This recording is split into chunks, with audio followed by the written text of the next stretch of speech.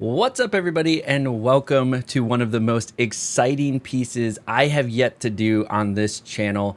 I recently, if you've been following along on my social medias, you would know this already, but I went to the Magic the Gathering World Championships this past week in Las Vegas and had an amazing time. But one of the coolest things I got to do was I got to meet with 6 different pro players and get their insight into drafting in general and how to draft Duskmourn specifically. So let's go take a look at those interviews.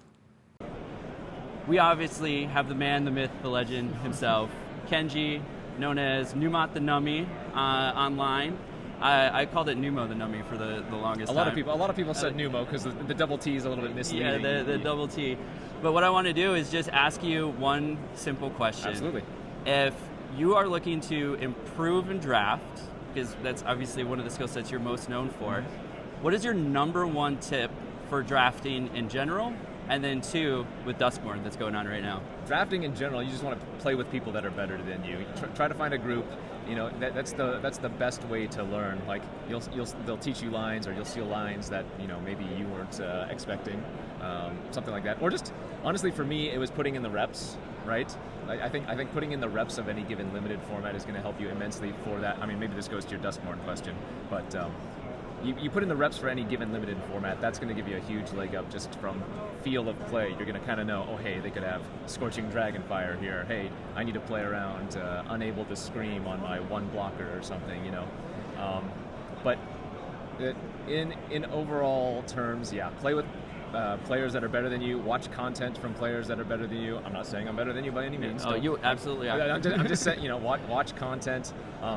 That's where you're going to learn, right? You're going to see things, or you're going to get a different mindset, because draft is so unique in the way that really you can do whatever you want, right? Mm-hmm. There can be guides, there can be cards that are rated higher than one another, but it's about finding that mix that works with you while also still, playing in the best possible way. So. It's unique because drafting is its own skill, right? Yeah. Drafting is its own skill. You need to learn to read the signals. You need to build a deck on the fly.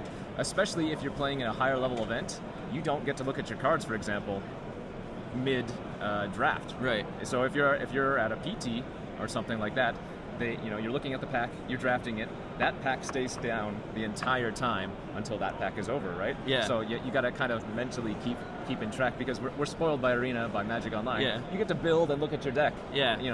As you're going, and you can't do that otherwise. So. Awesome. Well, hey, I appreciate it. This was just a one-question shot, for sure. So thank you for taking the time with us. Absolutely. And we'll catch you at the next one. What's up, everybody, and welcome. We have another Talk to the Pro. This time we got Jim Davis with us. It was amazing to run into him. I believe you said you're 4-3 for a World's finish, so I'm not going to post this early, so nobody's going to get any spoilers from the live stream. But we're going to hit him with the one question. It's always a two-parter. But the question is, Jim, what is your overall tip for drafters? And then specifically with Duskmourn, what's something that we want to keep in mind? I think staying open is really important. I think folks often just especially at F&M level, they open a pack, see a cool card, take it, and say it's a Stormweaver. It's a good black-green rare. They're black-green. Yeah. They're trying to think beyond the possibility of being anything but that, And I think that really good drafters, occasionally that'll work. Black are to be open, they'll have a good deck, whatever. But most of the time, you need to be a little more flexible than that, So the ability to be dynamic and kind of as the draft goes on, see what's open, get in the right lane, These days, every card's playable, mm-hmm. So there's never a rush for playables. You just literally can throw your first 5 picks out as long as you're in the right deck. Right. So those first 5 picks, just kind of trying to stay open, take the best card, and then kind of evaluate from there what you think is open. Awesome. Well, that was another quick tip for the pros. Thanks, everyone, and we'll catch you in the next one. All right, we are live here with Seth Manfield after an amazing run today, qualifying for the top 8 in the number 1 position. But we're doing a minute with the pro, simply asking you one 2-part question here. What is your top tip for drafting in general, and then specifically with Duskmourn in the current set? I like staying open in general, not like marrying myself to 2 colors too early, because you never know what might happen in pack 2. So for this draft, the last draft I did, I was for the Worlds. I thought I was going to be green-white, and then I ended up red-white. So just kind of allowing yourself the opportunity to pivot when it's there. For Duskmourn in particular, I actually just like I know that there's a lot of pros have color preferences like avoiding black or blue-red, what have you. I drafted blue-red in my first draft, so I like actually drafting some of the archetypes that other people aren't interested in. That's always my kind of motto, just because then I'm going to pick up a lot of those cards that that can be very good, rather than just fight for things that I have to open or get past like very early in the pack. Awesome. Well, I appreciate that, Seth, and congratulations again. And this was another Minute with the Pro. What's up, everybody, and welcome. We got another 1 Minute with the Pro, this time with the man himself, Simon Nielson. Just got a chance to watch your World Championship live event. That was really cool. You really brought the energy. But as we've done with others, we're going to ask one simple question. It's a two-part question, but one simple question. What is your general advice for drafting at a competitive level? And then secondly, specifically about Duskmourn. It's the current set. Everybody's drafting it. Everybody watched my shitty run in trying to go bronze to mythic. Got hard stuck in platinum. But if you could, just tell me your general advice on drafting, and then two on Duskmourn. Yeah, so I think drafting nowadays with the play boosters is kind of an interesting era, because like you get these like a lot of these packs that are very odd. And I think something that's very interesting to remember in terms of like reading signals is that don't judge the packs by what isn't there, because you will have plenty of packs that just don't have any playable cards for one archetype. Mm-hmm. So if you're black-green and you see a pack without any black-green cards, that's not necessarily a sign that it's closed. Right. But if you see a very late, let's say its name, that is a sign that it's open. Okay. So think about what's there, and especially what comes around the wheel. These like key commons that come around, they really pay a lot. And that's also like how I would approach this format in general, because you can do a lot of different archetypes. And so I think just like seeing what you think is open, and then if you don't get the good cards in pack 1, maybe you can get them in pack 2, and just like get the pack 3 to like fill up your deck if you're like in the right colors. Awesome. Well, I appreciate that advice, and that was just another Minute with the Pros. What's up, everybody, and welcome to another Minute with the Pros. Of course, we got the man himself, Nathan Steuer. We're at the World Championships. Got a fun little meet and greet here, but we're doing a Minute with the Pros, so we're asking a simple two-part question. What is your general advice for competitive drafting, people that are really trying to get through into a Pro Tour qualifier, through their RCQ seasons, and then specifically some tips on Duskmourn?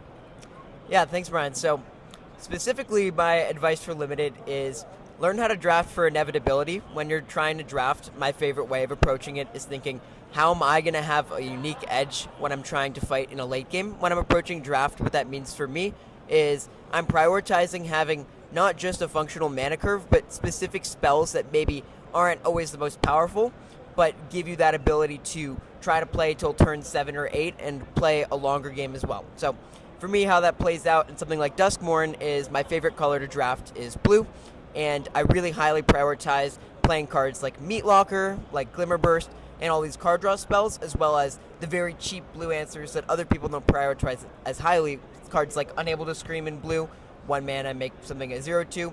And in other sets, similar to Duskmourn, I really like when I get to make my power level as high as possible, which means I really prioritize mana fixing when I'm drafting early, especially when I'm on the fence about a close pick. Often you'll realize the cards are strong enough in 2024 Limited that you don't need to have as many playables as you think. The average card can be a little bit worse as long as you can make your deck functional and you have that card advantage that you really want to play towards. So thanks so much, Brian. Yeah, awesome. Thank you for the time, and thank you for the advice. And that was another Minute with the Pros. Hey Kai, congratulations! Awesome making top 8 in at Worlds today. That was a hell of a match to get in there. I loved watching it. But we're going around to the pros and just doing a one question for the pros, and it's all about draft. So I'd love to know your number one tip for drafting in general, and then specifically with Duskmourn, the current set. For drafting, you just have to draft to get better at it. There's really no way around it. For Duskmourn, there's something specific. There's very powerful golden uncommons, and you really want to be like, so either if you open one, you can first pick it, but you shouldn't be married to it. Like if people just don't pass you these colors, or they pass you good uncommons in other colors, you should be able to switch. Like you shouldn't just close your eyes and draft the color that you first pick. But ideally, you start monocolored and hope that they're passing you a gold uncommon in one of that's aligned with one of these colors. And also, you kind of want to avoid blue, black, green, white, and mostly black, white. Yeah. That's those 3 decks are generally just not good. So. Yeah. Awesome. Well, I appreciate it. And again, congratulations, and thank you for doing just a minute with the pros. No problem. Thank you. Yep. Wow, what an amazing 3 days. I think I got all of that footage over 3 days. I got to meet with 2 different pros each day. Sometimes it was by happenstance. Some of them were just really, really cool with their time and attention. Just passed them, and I was like, hey, can I just steal a minute to ask you a quick question? And they gave me the time, and it was an awesome experience. But the biggest thing I took away from it is that you need to just continue to practice. Get out there and do as many drafts as you can. Play with people that are better than you. It's huge. So going out to your local game store, finding teams, things like that, where you can actually practice drafting skills. Finding online groups maybe is another strategy, as well as reviewing the set and really knowing the cards and the lines in a given set really helps. And then one tip I thought that was really interesting is it's not necessarily what you don't see, it's what you do see. So seeing something, a color or a powerful card later in the pick might tell you if a color is open. But the biggest thing is just get out there, practice, and draft. And that was huge for me to hear as somebody that's trying to push to Mythic and do Bronze to Mythic runs. And I've just started this summer, and we're already making progress. We're getting to Platinum much quicker. Now the next step is figuring out how to get out of Platinum into Diamond and into Mythic. But I hope you enjoyed this just as much as I did. If you like this video, if you like Magic the Gathering content, feel free to like, subscribe, follow along. You can go to halfpump.com, catch all of my socials. I do like to stream Monday through Friday in the morning, early morning, usually 6, 7, maybe as late as 8 a.m. Eastern time. And I'll stream for 3 or 4 hours every Monday through Friday, Magic the Gathering content. So come follow along, come hang out. Leave a comment below. What was your biggest takeaway from the pros? And until next time, we'll catch you at the table.